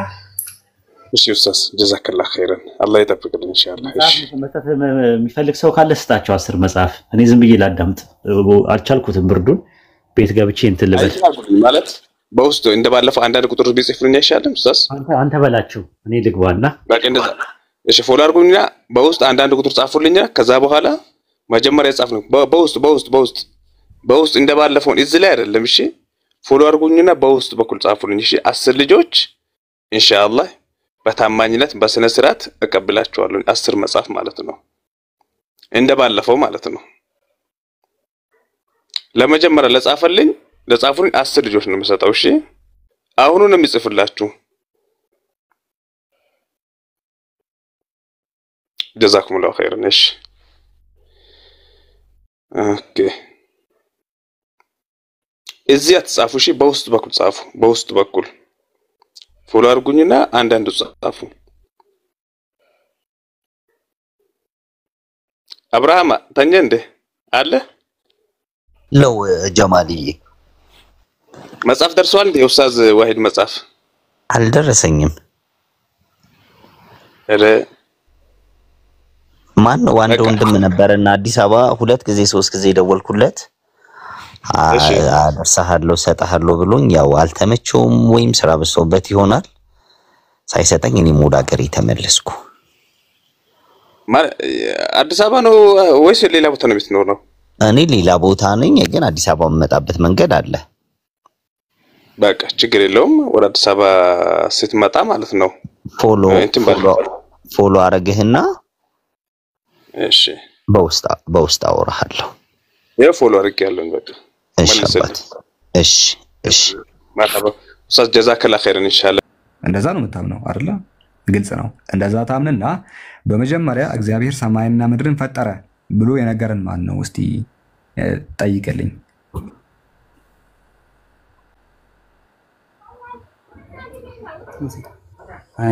እኔ ስለዚህ እውቀት የለኝም። እሺ ሙሴ ነው። እሺ ዘፍጥረት ምዕራፍ 1 ቁጥር 1 ላይ በመጀመሪያ እግዚአብሔር ሰማይና ምድርን ፈጠረ፣ ምድርም ጨለማ ምድርም ባዶ ነበረች፣ አንዳች ነገር አልነበራትም ምናምን የሚል ነገር አለ። ማን ነገረን? ሙሴ።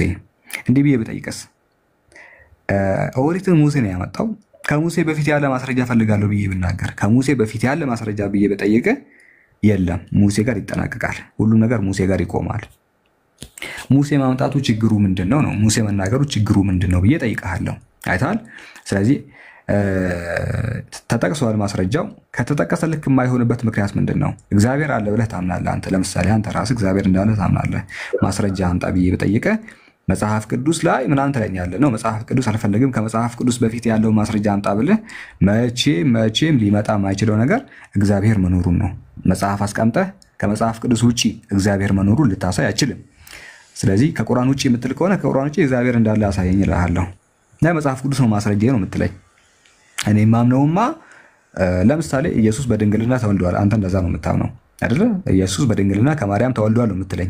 አልቀበልም። ከመጽሐፍ ቅዱስ ውጪ አምጣ ብለህ ምንድን ነው የምትሰጠኝ? ምንድን ነው የምትለኝ? እስኪ መጽሐፍ ቅዱስ እንደዛ ይላል። የሉቃስ ወንጌል ላይ በድንግልና ወለደችው ይላል። አምናለሁ። መጽሐፍ ቅዱስ ግን አልፈልግም። ቅድም አንተ ቁርአን አልፈልግም እንዳልከው እኔ መጽሐፍ ቅዱስ አልፈልግም፣ ከመጽሐፍ ቅዱስ ውጪ ማስረጃ ስጠኝ ብዬ በጠይቀህ ምንድን ነው ማስረጃ? አጠገቡ ያለው ክርስቲያን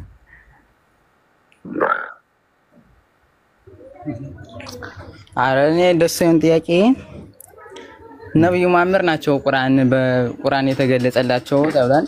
ከነብዩ መሐመድ የነበሩ ነብያቶች አሉ። እነሱን ታምናላችሁ? እና ነብይ ኢሳ ምናምን እነሱ ሙስሊም ስለመሆናቸው ከነሱ በፊት የነበሩ ነብዮች የጻፉት ነገር አለ። መጽሐፍቶቻቸው ምን መሰለ መጽሐፍቶቻቸው እኛ ዛሬ ላይ ኤግዚስት ያደርጋሉ ብለን ስለማናምን ነው መጽሐፍቶቻቸው ተበርዘዋል ነው የምንለው። ማለት እነዛ መጽሐፍቶች አሁን እንዳሉ እኮ እናምናለን፣ ግን መጽሐፍቶቹ እየተበረዙ መጥተዋልና ትክክለኛ ይዘታቸውን ጠብቀው አልመጡልንም። ግን ቁርአን ነው ማስረጃችን ያለው። ከቁርአን ውጪ ከቁርአን የሚበልጥ እዚህ ምድር ላይ ልንጠቅሰው የምንችለው ማስረጃም የለንም እጃችን ላይ። የመጨረሻው ማስረጃችን ቁርአን ነው። ቁርአን መሆኑ ደግሞ ችግሩ ምንድነው ብዬ ጠየቅኩ። ከቁርአን ውጪ የምትለኝ ከሆነ እኔ ምን እልሃለሁ? ከመጽሐፍ ቅዱስ ውጪ እልሃለሁ ኢየሱስ በድንግልና ተወልደዋል። እስቲ ከመጽሐፍ ቅዱስ ውጪ ማስረጃ ስጠኝ። ከዛ በኋላ ምን እያልኩ እንደሆነ ይገባሃል። ስም ማን ነው? በመጀመሪያ በስም እንድጠራ። ኧረ ገብቶኛል። ተመስገን በረዱ። እሺ ተመስገን። ኢየሱስ በድንግልና ተወልደዋል ከማርያምና ሉቃስ ወንጌል ላይ ኢየሱስ በድንግልና ተወልደዋል ይላል። ለማርቆስ ምናምን እንደዛ ይላሉ። መልአኩ ገብርኤል ወደ ማርያም መጥቶ ደስ ይበልሽ ምናምን አላት፣ ከሴቶች ሁሉ የተመረጥሽ ነሽ ምናምን ብሎ በድንግልና እንደምትወልድ ነገራት ምናምን። ይህን የሚናገረው መጽሐፍ ቅዱስ ነው አይደለ?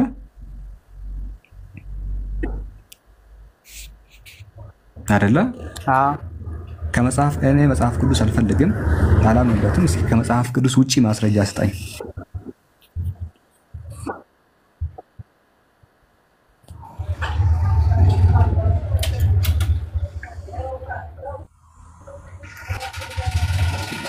አለህ ከመጽሐፍ ቅዱስ ውጪ ማስረጃ? ተመስገን።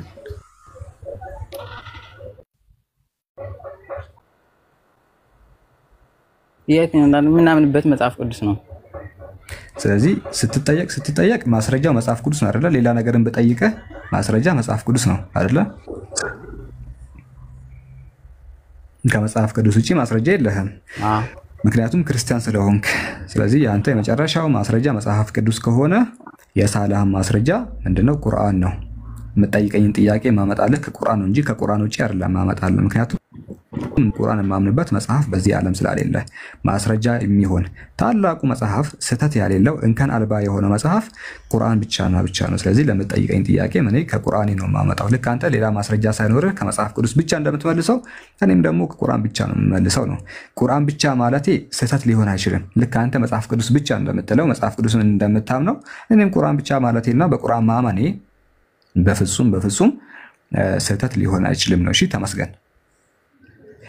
በቁርአኑ ላይ ደግሞ አብርሃም ሙስሊም እንደሆነ፣ ሰለሞን ሙስሊም እንደሆነ፣ ሱለይማን እነ ዳዊት ሙስሊም እንደሆኑ ቁርአን ነግሮናል። እሺ እንደዛ እናምናለን።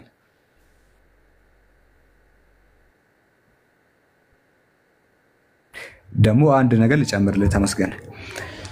ነብዩ አሁን ከኛ መጽሐፍ ቅዱስ እያንዳንዱ ነብያቶች እሺ አወራረዳቸው እስቲ እምነታቸው ይታወቃል። አወራረዳቸው መቼም የጻፈላቸው አለ። እሺ የእናንተ መጽሐፍ ላይ ነቢያቶች ሃይማኖታቸው ምንድነው ነው የሚለው? ተመስገን። እኔ ብዙም ታረቅ ያለበት መጽሐፋችሁ ላይ አብርሃም እምነቱ ይሄ ነው የሚል ነገር የለም። ያዕቆብ እምነቱ ይሄ ነው የሚል ነገር የለም። ስለ ሃይማኖታቸው መጽሐፍ ቅዱስ ምንም የሚናገረው ነገር የለም። ሃይማኖታቸውን የሚነግረን መጽሐፍ ቅዱስ ሳይሆን ቁርአን ነው። በነገራችን ላይ የአብርሃም ዝርያዎች እነ ያዕቆብ እነ ይስሐቅ እምነታቸው ምን እንደሆነ ሙዋሂዶች እንደሆኑና የአንድ አምላኪያን እንደሆኑ የምናገኘው ቁርአን ላይ ነው እንጂ መጽሐፍ ቅዱስ ይህንን አይናገርም። መጽሐፍ ቅዱስን ይዘህ ከሄድክማ እነሱ ሃይማኖት አልባ ናቸው አኮርዲንግ ቱ ባይብል እንደ መጽሐፍ ቅዱስ ከሄድን። ስለዚህ ዝርዝሩን የምናገኘው እንደውም ከቁርአን ነው እንጂ ከመጽሐፍ ቅዱስ አይደለም።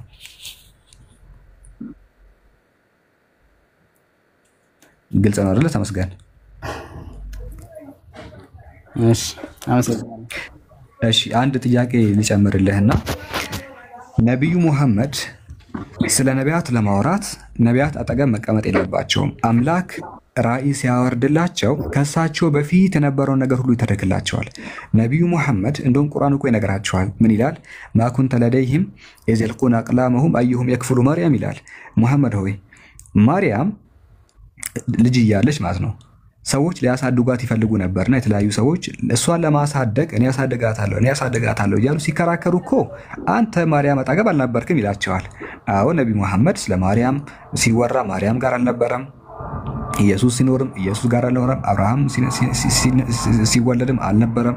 ግን ስለነሱ ይናገራል። እና እንዴት ነው ታዲያ ያወቀው ሲባል እኔ ነኝ የቀደሙትን ራእይ ሁሉ ወደ አንተ የማወርደው እንጂ አንተማ አልነበርክም ይላቸዋል። ስለዚህ እሳቸው አልነበሩም ኢየሱስም ጋር፣ ግን ከኢየሱስ በፊት የነበረው አምላክ ስለ ኢየሱስ ይናገራል። አብርሃምን የፈጠረውና ከአብርሃም በፊት ያለው አምላክ ግን ስለ አብርሃም ነግሮናል። ምን ብሎ ማካነ ኢብራሂሙ የሁዲያን ወላ ነስራንያ ወላኪን ካነ ሐኒፈን ሙስሊም አለ። አብርሃም ይሁዲም ክርስቲያንም አልነበረ፣ ነገር ግን ወደ ቀጥተኛው መንገድ የተዘነበለ ሙስሊም ነበር ብሎ ነግሮናል። አይተሃል። ስለዚህ ያ ሰማይና ምድርን የፈጠረው በመካከል ያለውን ሁሉ የፈጠረው የነቢያት ሁሉ ፈጣሪ የሆነው አካል ግን ከነቢያት ሁሉ በፊት ስለነበረ የነሱ እምነት ምን እንደሆነ ነግሮናል። ለምሳሌ አንተ ልጠይቅህና ሙሴ ስለ አብርሃም ስለ አዳም ጽፏል አይደለ? ሴቲቱም ከእባብ ጋር ተነጋገረች፣ አሳሳታቸው ምናምን ተብሎ ተጽፏል። ተመስገን የምታውቀው ከሆነ ታሪኩን ሰይጣን በእባብ መልክ መጥቶ አሳስቷቸዋል አይደለ? እና ሔዋንን አይደለ? ተመስገን የምትሰማኝ ከሆነ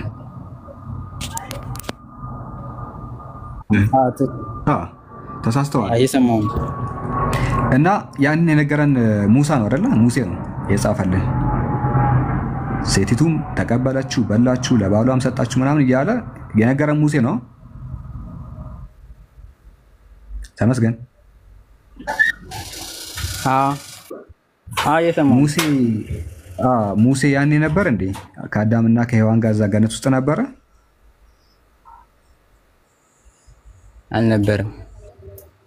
አልነበረም። ታዲያ ሳይኖር እንዴት ሊያቅ ቻለ?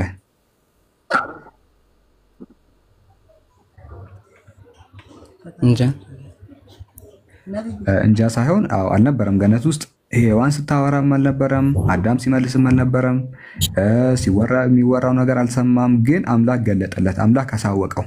ያ ኦሪትን የሰጠው አምላክ ወይ ሕግን ያወረደለት አምላክ ከአዳም በፊትም ነበር። አዳምን ፈጥሯል እና የሚፈጠረውን እያንዳንዱ ነገር ስለሚያውቅ ለማን ነገረው? ለሙሴ ነገረውና ሙሴ ጻፈው። ስለዚህ አንድ ነቢይ ሲነሳ ከራሱ በፊት ያለውን ነገር ለማወቅ ቦታው ላይ መኖር አይጠበቅበትም እና ስለዚህ ነቢያችን ሰለላሁ ዐለይሂ ወሰለም ስለ አብርሃም ሲናገሩ በአብርሃም ዘመን ኖረው ሳይሆን ያ የአብርሃም ፈጣሪ የሆነው አምላክ በእሳቸው ላይ ዋሂ ስላወረደ ያኔ ያሳወቃቸው ብለን እኛ ሙስሊሞች እናምናለን። እና ይሄንን ይመስላል በአጭሩ። እሺ ተመስገን። እሺ ሌላ ጥያቄ አለ? የለኝም። እሺ ጀማል መቀጠል ትችላለህ። አመሰግናለሁ። እሺ የኔ ጥያቄ በምዕራፍ ሱረቱል ጋፊር ላይ ቁጥር 78 ላይ ማለት ነው ወለቀድ አርሰልና ረሱለን ሚን ቀብሊከ ሚንሁም መን ቀሶስና ዐለይከ ወሚንሁም መን ለም ነቅሱስ ዐለይከ የሚለው ከአንተ በፊት መልእክተኞችን በእርግጥ ልከናል፣ ከእነርሱ ባንተ ላይ የተረክንልህ አለ፣ ከእነርሱም ባንተ ላይ ያልተረክንልህ አለ ብሎ ሲናገር አላህ Subhanahu Wa Ta'ala ስለ ነብያቶች ነው ለነርሱ ያልተተረከላቸው እንዲሁም የተተረከላቸው ስለነበሩት ነብያቶች ነው ወይስ ስለ ህጋቸው ነው ወይስ ደግሞ አጠቃላይ ስለነበረው? ለምሳሌ አላህ Subhanahu Wa Ta'ala መጽሐፍን አውርዷል፣ ስለነዛ ስለ መጽሐፎች ያልተነገራቸው አለ ነው ወይስ ስለነበሩት ነብያቶች አጠቃላይ ነው? ይሄ ቁርአን ሊያስረዳን የሚችለው ግልጽ ነው። እሱ የምታውቀው ስላልተተረኩት የምታውቀው ስለተተረኩት እንዴት ገለጻቸው በሚል ነው። ሚንሁም መን ቀሰስና ዐለይከ ወሚንሁም መን ለም ነቅሱስ ዐለይከ አይደለ? ወሚንሁም መን ለም ነቅሱስ ዐለይከ ሲል ሁለተኛውን እንረዳው። ሚንሁም መን ቀሰስና ዐለይከ አለ፣ ከእነርሱ መካከል በአንተ ላይ የተረክናቸው አሉ አለ። ሚንሁም መን ቀሰስና ዐለይከ እነማን ናቸው ነው? አብርሃም፣ ሙሳ፣ ያህያ፣ ዘካርያስ፣ ኢየሱስ፣ ሌሎችም ነቢያቶች አሉ። እነዚህ ክፍል ምናምን ነቢያቶች አሉ። እነዚህ ስማቸው ተጠቅሰዋል፣ ከትምህርታቸው ካፊል ተጠቅሰዋል። አሁን አጠቃላይ ለምሳሌ ሚንሁም መን ቀሰስና ዐለይከ ሙሳ ነው አንዱ። ሙሳ ተውራት ነበረው፣ ህግ ነበረው። ያ ህግ በአጠቃላይ በቁርአን አልተጠቀሰም፣ አልተገለጸም። ግን በእስራኤል ልጆች ላይ አይንን በአይን ጆሮን በጆሮ ጥርስን በጥርስ ማመሳሰልን ምን አደረግንላቸው አለ? ጻፍንላቸው አለ። ካፊል የሙሳን ህግ እዚህ ጋር አስቀምጦልናል። በዚያ ደረጃ ነው አልገለጽንም ያለው። ይሄ ማለት ወሚንሁም መን ለም ነቅሱስ አለይክ ሲል የዚህ ተቃራኒ አድርገህ ተወስደዋለህ። የተገለጹ ነቢያቶች አሉ አይደለ? የተወሰነ ስሞቻቸውና የተወሰነ ታሪካቸው ነው የተገለጸው። ሙሉ ታሪካቸውም አልተገለጸም። ወሚንሁም መን ለም ነቅሱስ አለይክ የሚለውን ደግሞ የዚህኛው ከተቀሰሰው ተቃራኒው አድርገህ ትረዳዋለህ። ሚንሁም መን ቀሰስና አለይክ ማለትም ስሞቻቸውና የተወሰነ ታሪካቸው የተወሰነ ካፊል ህጋቸው እንደተጠቀሰው ሁሉ አልተረክንም ሲል ደግሞ የዚህኛው የተጠቀሰው ተቃራኒ አድርገህ ትረዳዋለህ። ወሚንሁም መን ለም ነቅሱስ አለይክ ማለትም በስም ደረጃ ያልተገለጹ ነቢያቶች አንድ በል። ትምህርታቸው ከናካቴ ያልተገለጸ ነቢያቶችና ታሪካቸውም ደግሞ ያልተጠቀሱ ነቢያቶች አሉ ነውና ወሚንሁም መን ለም ነቅሱስ አለይክ ሲል ከተጠቀሱት ደግሞ ህጋቸው ምናቸው ስማቸው የዛ ተቃራኒ አድርገህ ተወስደዋለህ። ስለዚህ ያልተተረኩ ነቢያቶች አሉ ማለትም ስማቸው ያሌለ አላህ ያልጠቀሰልን ነቢያቶች ህግና ስርዓታቸውን ደግሞ ያልጠቀሰልን ነቢያቶች እንዳሉ ያንን እያስገነዘበ ነው። ስለዚህ የተጠቀሰው ተቃራኒው አድርገህ ያልተጠቀሰው ሲል ደግሞ ስማቸውም ህጋቸውም ትምህርታቸውም ደግሞ ያሌሉ ነቢያቶች በእርግጥም አሉ ነው። የጠቀስናቸው ብቻ አይደለም ነው አጭሩ። ሚንሁም መን ቀሰስና አለይክ ነው ወሚንሁም መን ለም ነቅሱስ አለይክ ሲል ነቢያት ብሎ ማለት የጠቀስኳቸው 25ቱ ብቻ አይደሉም። እኔ አንተ ላይ ያልጠቀስኳቸው ሌሎችም ነቢያቶች ደግሞ አሉ ነው። ስማቸውን ትምህርታቸውን አስተምሮታቸውን ያልገለጽኩልህ አሉና ነቢያት ሲባል እነዚህ ብቻ ናቸው ማለት አይደለም የሚል መልእክት ነው ሱረቱል ጋፊር ላይ ያለው አንቀጽ የሚያስረዳን እና ይሄን ይመስላል ጀማል። እሺ ሰላም። አሁን እዚህ ጋር ያመጣሁበት ማለት ነው። ለምሳሌ አንድ ጥያቄያቸው የሚሆነው ካለፉት ነቢያት አሉ ብላችሁ ካላችሁ ካለፉት ነቢያቶች ውስጥ አንድ ነብይ በገነት ሚስት ታገባላችሁ ወይም ትባላላችሁ ትጠጣላችሁ ብሎ ያወራ ነብይ ወይ ሰበከ ነብይ አለ ከሚል አንፃር እዚህ ጋር ሲመጣ እዚህ ጋር ካመጣቸው በኋላ ምን የሚል ጥያቄ ያነሳሉ እዚህ ላይ ይሄማ አላህ የተለየ ትምህርት ነው የሰጠው። ለምሳሌ ለሱ ለነዛ ነብያቶች ይነግሩ ለነብዩ መሐመድ ሰለላሁ ዐለይሂ ወሰለም ያልነገራቸው አለ።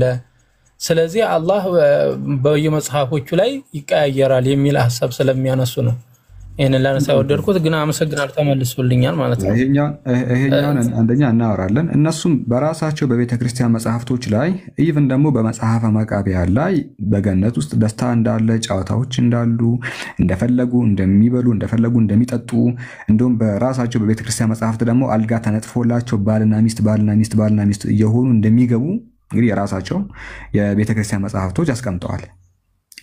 ጥንታውያን ናቸው የሚሉ መጽሐፍቶቻቸው ላይ ራእየ ማርያም ገጽ 38 ወይ ደግሞ 28 ከሁለቱ አንዱ ላይ እነዛ ጻድቃን ሰዎች በምድር ላይ ከዝሙት የተጠነቀቁ ዝሙትን የራቁ ሰዎች በሚቀጥለው ዓለም በገነት ባልና ሚስት የሆኑ አልጋ የተነጠፈ አልጋው ራሱ የወርቅ አልጋ ነው። እንዲሁ ደግሞ አስፈላጊ የለም የሚል ክርስቲያን ካለ እጅ ያውጣና አስከፍቼ ያሳየዋለሁ እዚህ ውስጥ ያው እነሱም ስለሚያውቁት ባል ሚስት እያደረገ እንደዚህ በመደዳ ከወርቅ የተሰራ አልጋ ላይ እንዲሁ ደግሞ የብርሃን አንሶላ የተነጠፈበት ቤት ውስጥ ያስገባቸዋል እያሉ ያምናሉ በቤተ ክርስቲያን መጽሐፍቶቻቸው ላይ። በመጽሐፈ መቃብያን በኦርቶዶክሱ በሰማንያ አሐዱ መጽሐፍት ደግሞ እንደሚፈልጉ እንደሚበሉ እንደሚጠጡ እንደሚደሰቱ ምናምን ተቀምጧል። ስለዚህ አንደኛ ይሁ በከፊል እናንተም ያን ነገር ተናግራችኋል የሚል ነው። ሌላኛው ደግሞ እያንዳንዱ ነቢያትም ከፈለጋችሁ የነቢያትን መጽሐፍቶች ድራሻቸውን እንዳጠፋችሁ መጽሐፈ ሜላድ ላይ ተቀምጧል። መጽሐፈ ሜላድ ላይ የሚፈልጉትን ነገር እየጨመሩ የሚጠሉትን ነገር ደግሞ እያስወጡ እንደ ጣሉ አይሁዳውያን መጽሐፍቶቹ እጃቸው ላይ እንዳለ ተናግረዋል። የሚፈልጉትን ጨምረው የሚጠሉትን ነገር መጽሐፍቶቹ መላቅጡን ስላስወጣችሁ ሁሉንም ትምህርታቸውን ልናገኝ አልቻልንም ነው። መጽሐፍቶችን እንደ ገዛ ለፍቅረኛቸው እንደሚልኩት ደብዳቤ ኤዲት ስላደረጉትና ስላቀነባበሩት አዎ የነዚያ ነቢያት መጽሐፍቶች ልክ አምላክ እንዳወረደው ስላልወረደ እያንዳንዱ ትምህርታቸው ዛሬ ኤግዚስት አያደርግም ነው። ተበርዟል። አዎ የእናንተ መጽሐፍም ያምናል። እየተበረዘ ግማሹ ከፊሉ ቁርጥራጩ ስለሆነ የመጣው ሁሉንም ትምህርታቸውን ስንፈልግ ላናገኝ እንችላለን፣ ልናገኝም አንችልም ነው። ምክንያቱም ተበርዞ ጠፍቶ ምናምን ሲጫወቱባችሁ እንደመጡ ራሳቸውም ክርስቲያኖቹ በመጽሐፍቶቻቸው ላይ ተናግረዋል። አዎ መጽሐፍ ቅዱስ እንደፈለጉ አይሁዳውያን ቄሶችም ሲጫወቱበት የመጣ መጽሐፍ ነው። ያ ስለሆነ የተበላሸ ነገር ነው እጃችን ላይ ያመጣው። ሙሉ የነቢያቱ ትምህርት ጥንት እንደነበረው ሊተላለፍ አይችልም ነው። ግን በቁርጥራጭ ደረጃ እናንተም እንደምታምኑት በገነት ውስጥ ፈታ ስትሉ እንደምትውሉ ጽፋችኋል። ያንን ከቤተ ክርስቲያን መጽሐፍቶቻችሁ ከመጽሐፈ መቃብያን ከሰማንያ አሐዱ ልናሳይ እንችላለን የሚል ነው ጀማል። እሺ ሳላ አመሰግናለሁ። እሺ እንደ ጥያቄ አለኝ ግን ችግር የለውም። አንዴ ተመስገን ላስተናግደውና ትቀጥላለህ። እሺ ማይክ ክፈትለት ሙሐመድ። አይ ቲንክ ጥያቄ አለኝ እያለ ስለሆነ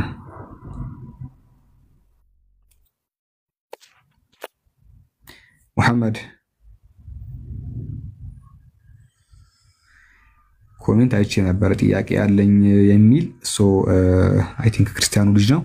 ጥያቄ ሲኖር ማይክ መክፈት ትችላለህ። እሺ ሙሐመድ ወይ ደግሞ ተመስገን። ጀማል ቀጥል።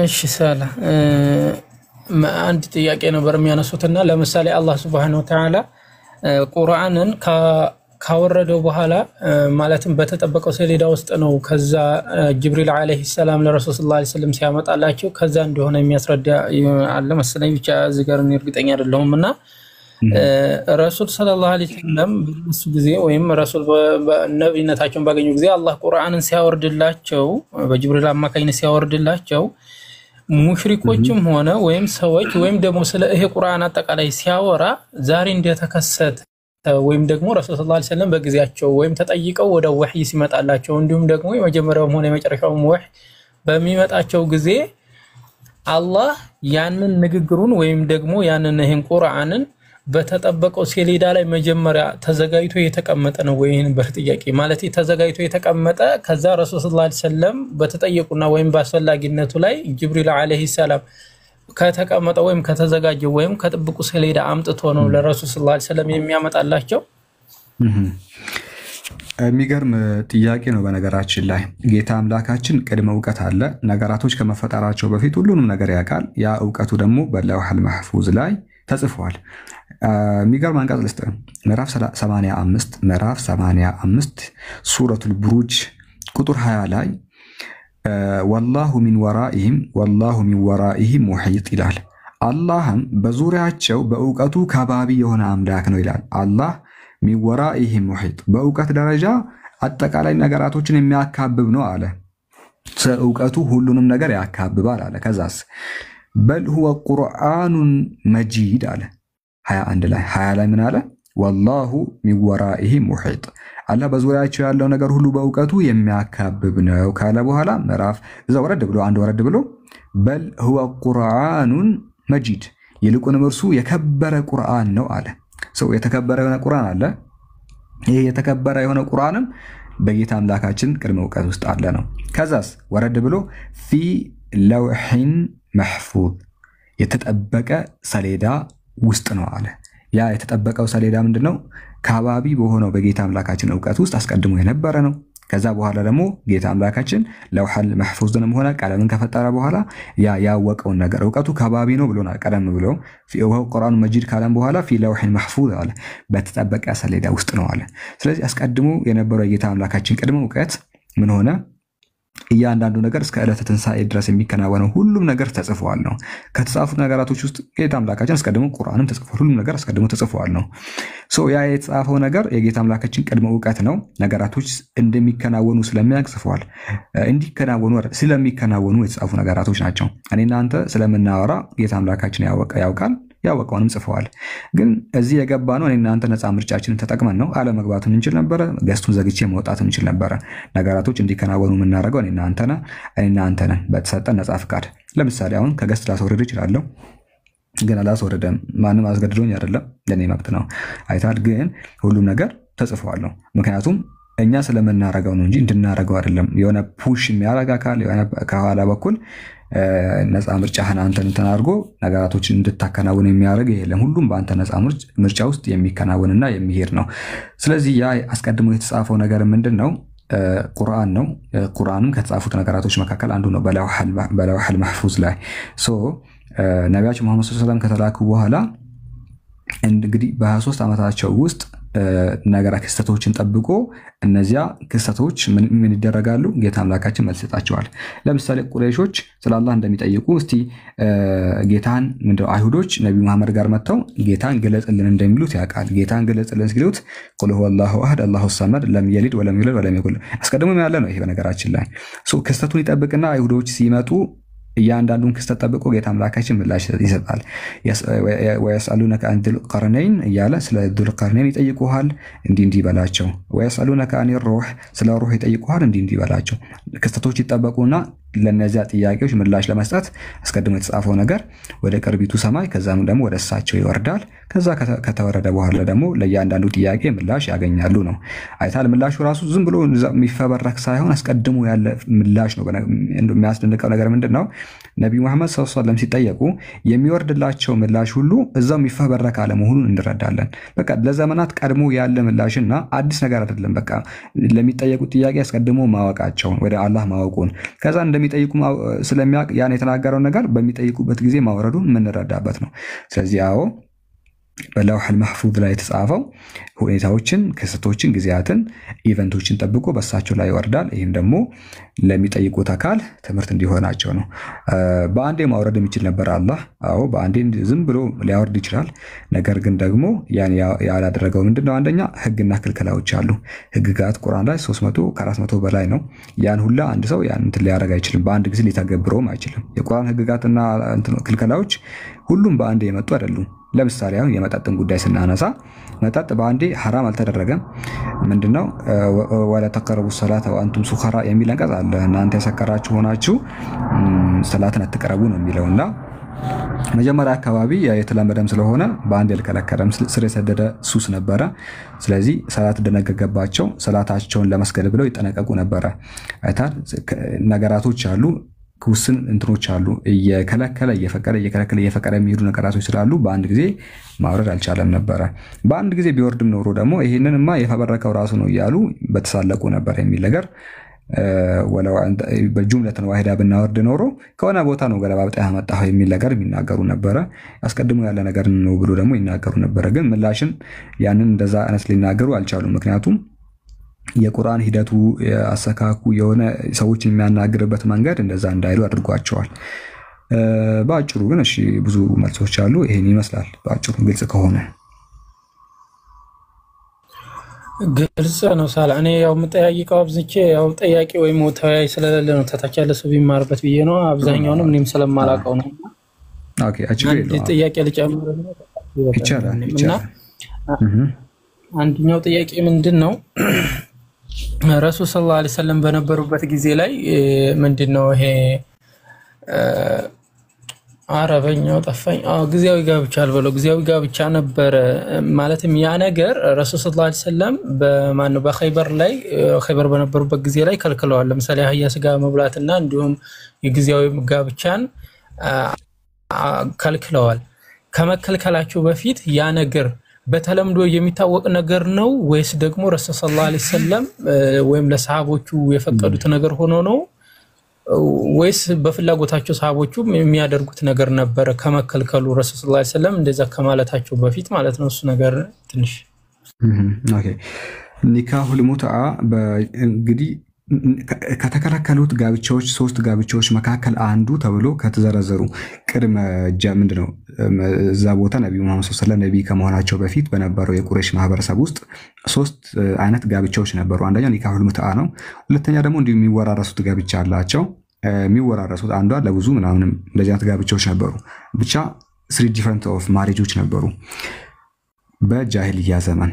እና በጃሂልያ ዘመን የተከለከሉት እነዚህ ጋብቻዎች ተብሎ የተዘረዘረው 3ኛው ኒካሁል ሙትዓ ነው።